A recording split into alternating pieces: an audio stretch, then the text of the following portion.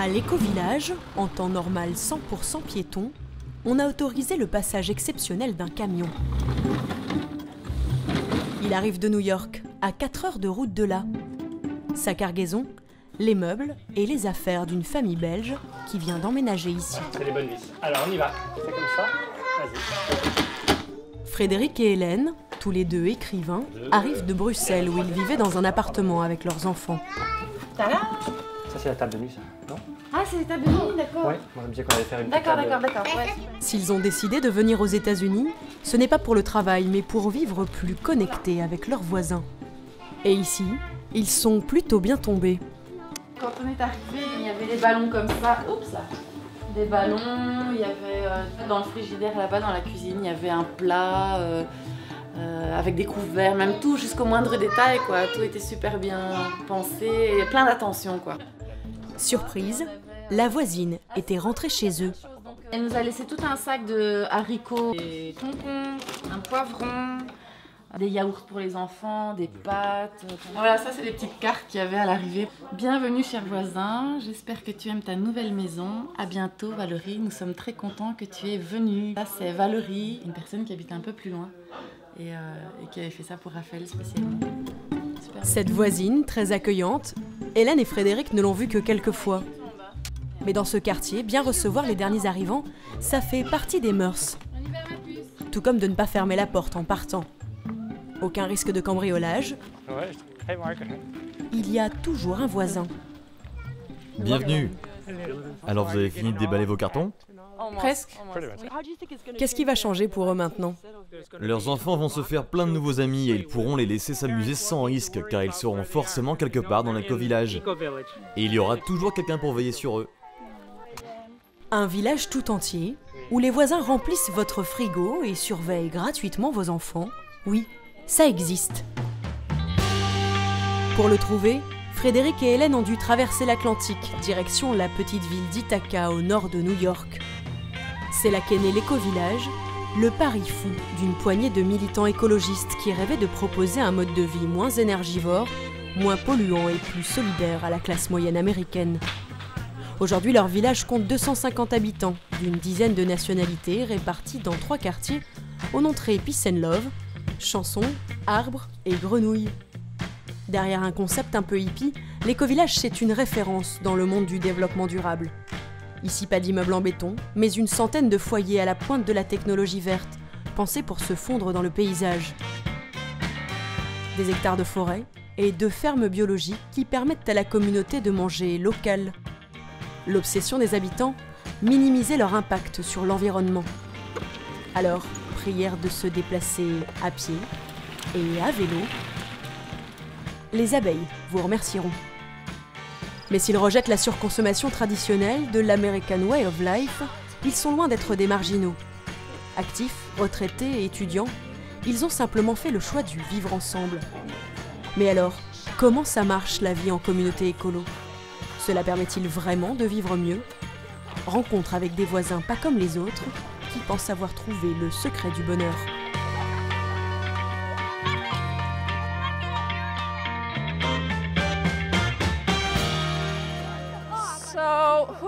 Alors, qui peut me dire ce que c'est ça là-bas? Des panneaux solaires. Oui, c'est bien. Allez-y, vous pouvez les toucher si vous voulez.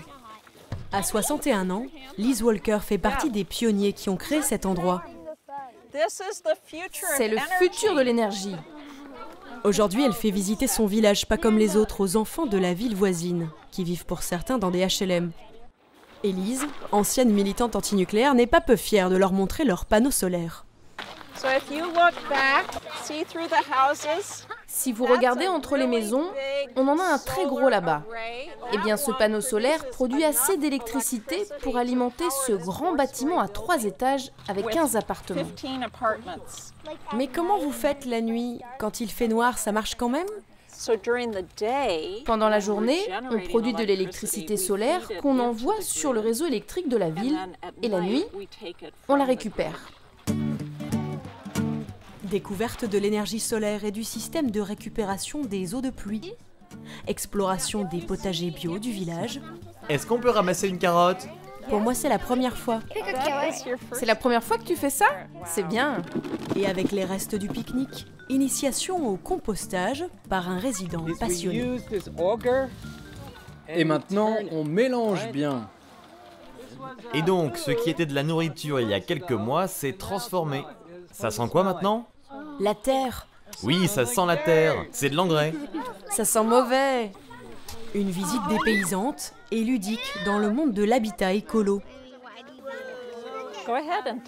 Touche, c'est comme de la terre.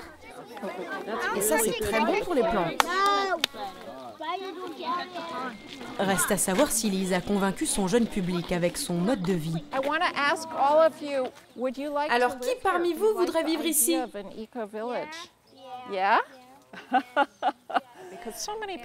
Il y a tellement de gens qui voudraient vivre comme nous dans ce monde parce que c'est évident. C'est évident qu'il faut prendre soin de notre planète et qu'il faut créer des communautés plus soudées. Mais c'est vrai que ce n'est pas facile à faire. Moi, je veux que ce soit facile. Cela fait 25 ans que Lise se bat pour prouver au monde entier que l'éco-village est un exemple à suivre. Originaire de Californie, elle a traversé les États-Unis pour construire cette communauté. À l'époque, on ne la prenait pas très au sérieux. Là, c'est moi. J'étais mère célibataire avec 2 jeunes enfants. Notre force était notre naïveté. On ne savait pas du tout dans quoi on s'embarquait. En 1991, avec une amie, quelques étudiants et des architectes inspirés par le projet, Lise réunit de quoi acheter un terrain de 70 hectares. Bientôt, d'autres familles les rejoignent dans l'aventure et contribuent à la construction du tout premier quartier. La vision qu'ils imaginent de leur village est aux antipodes des lotissements américains de l'époque. Pas de clôture entre les propriétés, mais de petites maisons collées les unes aux autres pour éviter les déperditions de chaleur et conserver plus d'espace vierge. C'est un village pensé pour l'homme, pas pour la voiture. Elle restera au parking afin de laisser les enfants jouer sans danger dans les rues. Pas de grands jardins privés, mais des forêts, des étangs et des maisons communes, propriété de tous. Un village parfait, à partager, où tout le monde aurait envie de vivre. Mais dans la réalité, attirer de nouveaux résidents est loin d'être facile. Vivre ici coûte cher, en moyenne 20% de plus que dans les autres communes de la région. Car en supplément de sa maison, il faut acheter un peu des parties communes. Alors bébé, d'accord, on ferme la porte. On va montrer le jardin? Avant, notre jardin faisait la taille de ce petit lopin de terre. On avait un tout petit bout de terrain. Avant, Céleste habitait une petite maison dans la banlieue de New York. Allez, viens bébé. Aujourd'hui, avec son mari, Victor, et leurs 4 enfants, ils profitent d'une toute nouvelle vie. Ce matin, c'est crêpe party avec la grand-mère qui arrive de Russie pour les vacances. Si la famille Rokovitch a choisi de s'installer à l'éco-village, c'est d'abord pour une meilleure qualité de vie. On avait beau être dans une grande ville, je me sentais isolée. J'avais l'impression de vivre enfermée dans une petite boîte. Je prenais simplement la voiture pour emmener les enfants à l'école, au supermarché. Je n'avais aucune vie sociale. Et tu passes ta vie dans les bouchons. Ah ouais, les bouchons, c'était l'enfer. Céleste est infirmière et Victor dirige une entreprise de pose de parquet. Il y a 3 ans, quand ils décident d'acheter cette maison et leur place dans l'éco-village, ils doivent débourser 350 000 €. Une somme qu'ils n'ont pas. La communauté est tellement soudée que plusieurs familles nous ont proposé de l'argent et des prêts pour qu'on puisse venir vivre ici.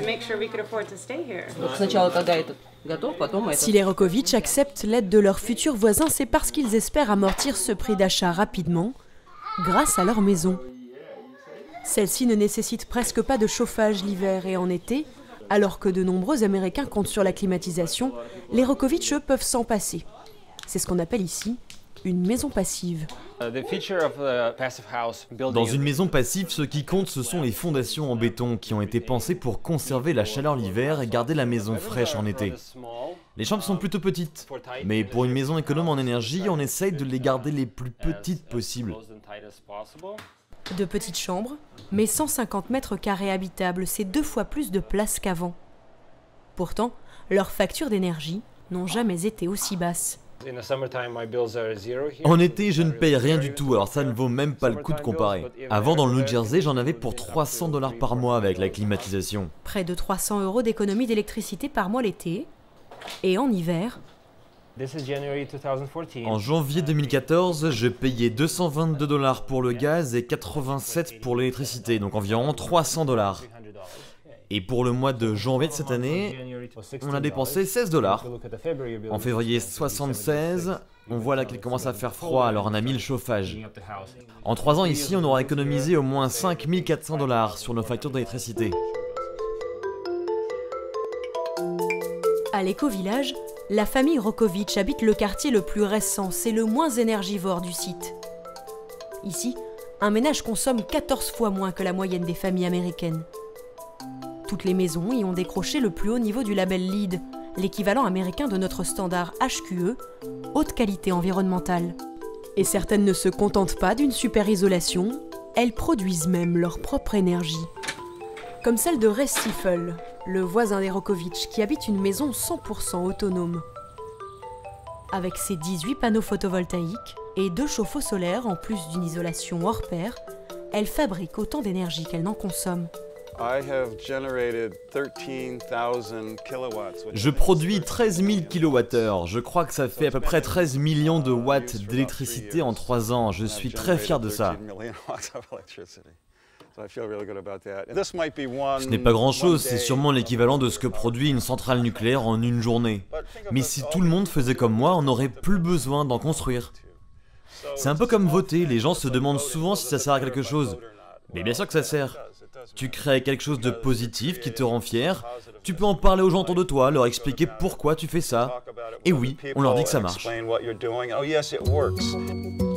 Faire passer un message, exporter leur modèle, c'est aussi ça l'objectif des habitants de l'éco-village. Ici, on pense avoir trouvé le juste équilibre entre une qualité de vie et l'exploitation des ressources de la terre. Céleste, par exemple, ne va quasiment plus faire ses courses au supermarché. Pour nourrir sa famille de 4 enfants, elle n'a qu'une centaine de mètres à parcourir, direction la ferme biologique du village. Comme 2 tiers des habitants, elle soutient financièrement cette exploitation via une cotisation annuelle. Bonjour! Comme chaque semaine, elle vient récupérer sa part de la récolte. Alors, on a droit à 6 courgettes, un grand bol de salade, une barquette de tomates cerises et dans un grand seau, tout un assortiment de légumes. Allez, on va se prendre 6 belles courgettes. Pour environ 15 € par semaine, Céleste a droit à 4 kilos de fruits et de légumes. Ça, c'est la portion de salade normale, et ça, c'est la portion de la famille Rokovitch. Aux États-Unis, les produits frais sont chers. Et avant de vivre à l'éco-village, Céleste ne pouvait pas acheter du bio pour sa famille. Aujourd'hui, elle est sûre de toujours repartir avec un panier plein. À votre avis, vous en auriez eu pour combien dans un magasin bio? Je ne sais pas, peut-être 50 ou 80 $, peut-être même 100 $, ça dépend des magasins. Par exemple, les herbes aromatiques, on te vend toujours un gros bouquet dans les magasins. Ici, on ne prend que ce dont on a besoin, et du coup, ça revient moins cher. Et avant de partir, cerise sur le gâteau. Et là, c'est ma partie préférée. Tout ça, c'est du bonus. Quand les gens ont pris leur part et qu'ils savent qu'ils ne vont pas pouvoir tout manger, alors ils laissent ce dont ils n'ont pas besoin aux autres. Donc tu peux te servir autant que tu veux, en plus de ton panier. De la nourriture gratuite et plus de passage en caisse. Difficile de battre la politique de la ferme de l'éco-village, surtout avec une famille nombreuse. Sans parler des économies d'essence et surtout du gain de temps. Avant, avec les trajets, la famille passait en moyenne 3 heures par semaine à faire ses courses. Aujourd'hui, comme chaque client, Céleste s'offre le luxe d'aller cueillir son bouquet de fleurs des champs, inclus dans la formule.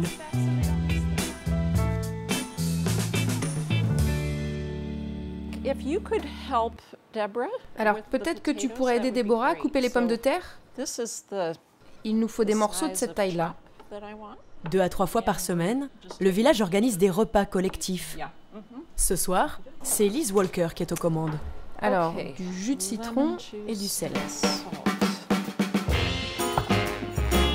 Au Au menu d'un festin pour 50 personnes, ni viande ni poisson mais du tofu et des salades. Un menu végétarien, car il faut respecter le régime alimentaire de chacun.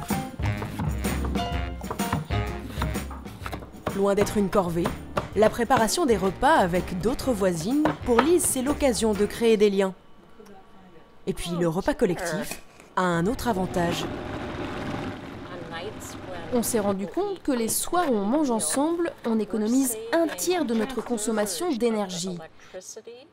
Donc on fait baisser la facture pendant notre pic de consommation.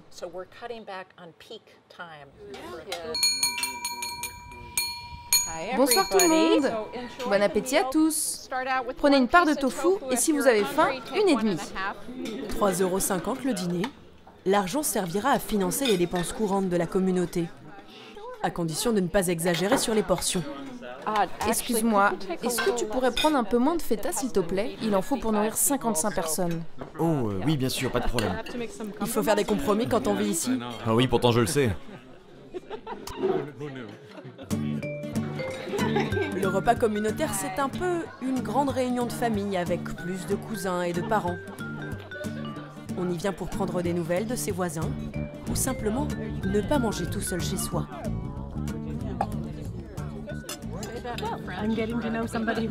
Ça permet de rencontrer ceux qui viennent juste d'emménager.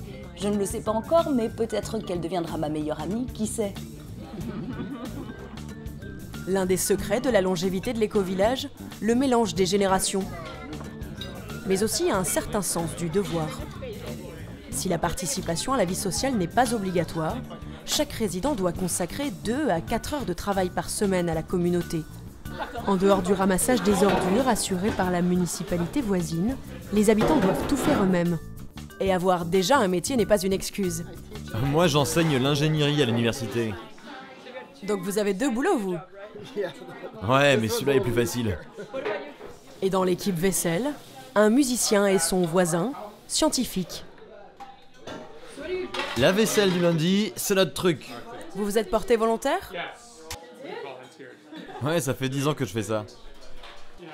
Oui, moi aussi, ça doit faire 10 ans. Tu trouves ça dur, toi? C'est que de la vaisselle. Tout le monde doit participer, sinon ça ne fonctionnerait pas et on serait obligé d'embaucher des gens. Vivre en communauté, ça se mérite. Après les tâches domestiques, il faut encore régler les affaires du village. Et comme ici, on décide de tout, tous ensemble, forcément ça prend du temps. Ce soir, c'est l'emplacement d'une corde à linge qui est au cœur de débats houleux. J'ai 6 mètres là. Le nord, c'est par là? Là, c'est ma chambre. On a 2 fenêtres ici. Je ne veux pas en faire toute une histoire, mais personnellement, mon bonheur général va être diminué de 0,5% avec cette corde à linge. Mais pourquoi on la mettrait pas juste ici, juste devant la laverie, le long des pavés, comme ça on aurait juste à l'installer, et on s'en occupe plus. Et si on le mettait là, on le verrait pas, non? Cette fois, c'est au tour d'Hélène d'arbitrer les échanges. Voilà déjà 45 minutes qu'elle essaye d'aider le groupe à trouver un accord. Pas simple. Alors voilà un exemple de réunion totalement hors de contrôle. Le plus dur, c'est que tout le monde parle en même temps et ce n'est pas très organisé, mais il faut qu'on en passe par là.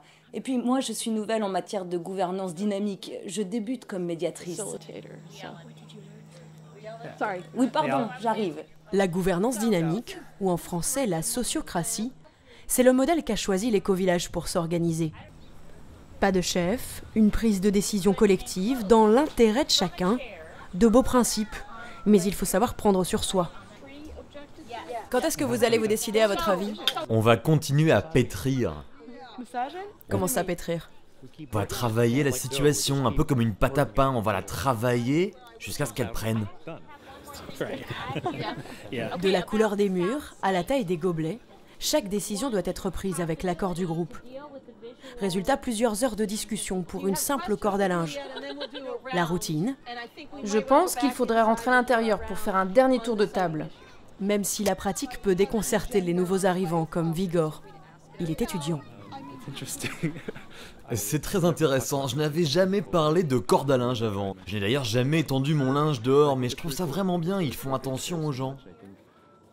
Là où je vivais, personne ne vous considérait. Le promoteur décidait de tout, alors qu'ici, on pense au bien-être de cette famille qui habite ici.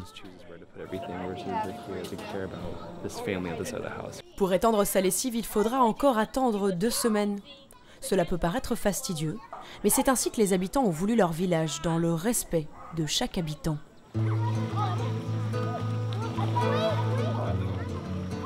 Comme chaque soir, une partie du village se retrouve au bord de l'étang pour profiter d'un dernier bain estival. Céleste et sa famille y ont désormais leurs habitudes.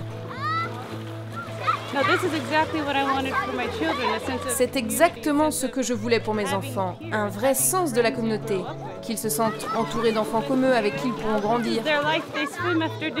Aujourd'hui, leur vie c'est ça, pouvoir se baigner là après le dîner. Ça valait vraiment le coup de payer pour tout ça.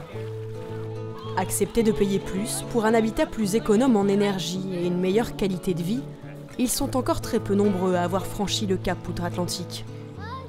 À Ithaca, les habitants ont trouvé l'équilibre et ont récemment décidé de ne plus s'agrandir. Reste à chercher le bonheur parmi les quelques 600 éco-villages recensés aux États-Unis.